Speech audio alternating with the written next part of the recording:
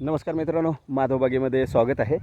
बऱ्याच शेतकऱ्यांचे असे प्रश्न आहेत की सर, आंब्याचे झाडं जे आहेत त्याचे पानं पिवळे पडत आहेत आणि त्याच्यासोबतच त्याच्यावर लाल रंगाचे डाग पण आहेत. तर ते कशामुळे होत असेल?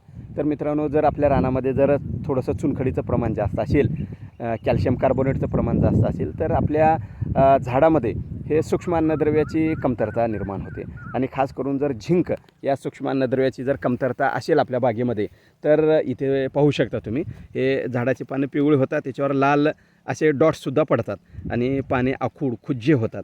तर हे आपल्याला थोडंसं लक्षात आणून घ्यायचं आहे की या ठिकाणी झिंक ची कमतरता झालेली आहे, फेरसची कमतरता आहे. पानं असं पन्हाळीसारखे होणे आणि याच्यावरती असे डाग पडणे हे कोणत्या थ्रिप्सच्या चाटल्यामुळे किंवा कोणत्या कीटकामुळे होत नाही, तर हे होतं मित्रांनो आपल्या झाडामध्ये झिंक आणि फेरसच्या कमतरतेमुळे. मायक्रोन्यूट्रंटचा स्प्रे या ठिकाणी करायचा आहे आणि आपल्या मातीचं परीक्षण करून घ्यायचं आहे.